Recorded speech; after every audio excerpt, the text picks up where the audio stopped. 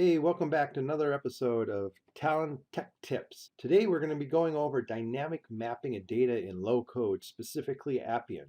I have data in front of you that's not readily usable. Like let's say it's coming back from a services call and bringing back an extra dimension of F and also different fields with the same key for all of them. And we can see what it has come back. So if we want to take that data and map it to a more rudimentary data set, in this case, a list of maps, and in each one having key value pair, we're going to need to take and create those maps and pivot the data so that it's assigned appropriately. So to address this, let's first look at the data and how it's returned. Executing it, the first thing I notice is this F. It appears in every single list. So we want to index to get rid of that F and bring our list of dictionary one step closer to each other. So to do this, if we know that the function is never going to return null, we can do .f, and when we test this, it actually gets rid of the F's for us by indexing down. Now, if the data returns null, this will crash. In a way, this is good because you can use this as an assertion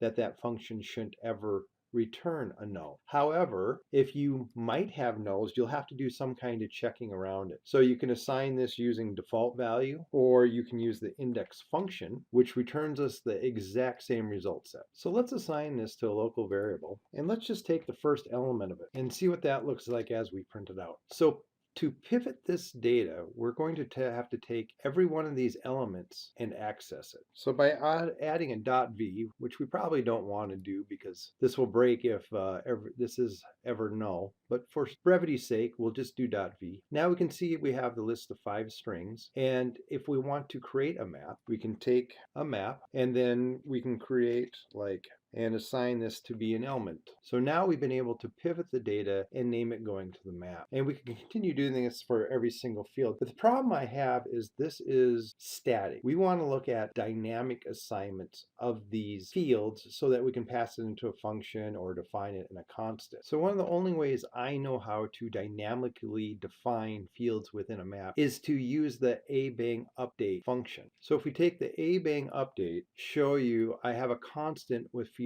names in it. And these are the ID, customer name, number, owner, whatever order, doesn't really matter. You'll want to have the same amount of ID strings as you have data fields. So now I want to be able to take these and map them against the 5 elements that are being returned to us in this index. So we actually want 5 operations to yield us 1 output. There's a few ways to do that in Appian. Recursion is one way of having multiple operations that return one result. The other way is to use the reduce function. But before we can really understand the reduce function, we know that the map into the update requires a key value pair. In this case, up here we have the ID and the data. So we're going to need a list of the 5 IDs and 5 data combined, and to do that we'll use the merge function. So if we take the merge between the fields and the data and test that, you can see that we get 5 dual lists of strings. The first one is the ID dynamically, and the second one is the piece of data.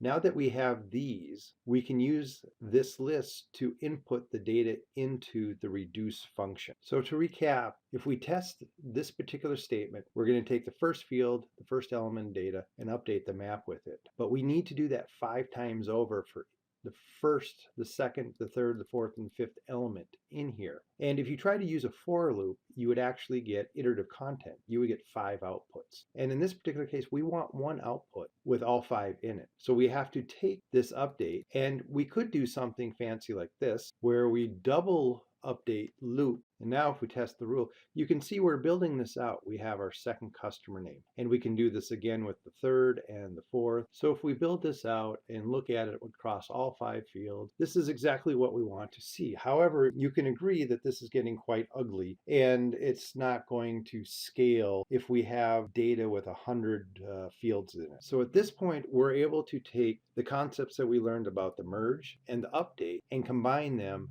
and use the reduce function to to bring every array element out of these two fields and pass them to the update one after another so that we have 5 iterative calls that only return one result. So let's look what that looks like. So let's clean this up, add the reduce. And the first parameter to the reduce is just the function predicate. So there's no brackets on it. The second one is what we're starting with, and that's a blank map. And the third function is the merge of the fields and data into that array with 2 elements in it each. So now you can see the result here is identical, and we don't have to statically put in lines of code or statically define the fields themselves. So let's just do one last step where we put this into a for loop so that we can get rid of this static 1. First of all, I'm going to move the v down to the data because we want to access it individually for each field. Add the for each across all the local data, and then our expression is going to be reduce, calling the update of a blank map and merge. And what this will do is it'll take all 5 fields and all 5 data, merge them together, call the update routine 5 times, passing in the result every single time for a new result. And finally, let's switch our merge from the original data to the iterative FV item. So now when we execute this, you can see that it takes dynamically the list of field names that we have, and if we wanted to switch these around, like the owner is obviously not the address. So let's switch owner and address around. Save that. Re-execute this, and now you can see the address is an address and the owner is the right name. So if we want to compress this, we can simply use this expression, and you can see it returns the exact same thing. And so for 4 lines of code, you have a dynamic mapping. Hope you enjoyed this. It's a good education in the reduce and merge function, and I'll see you in the next episode.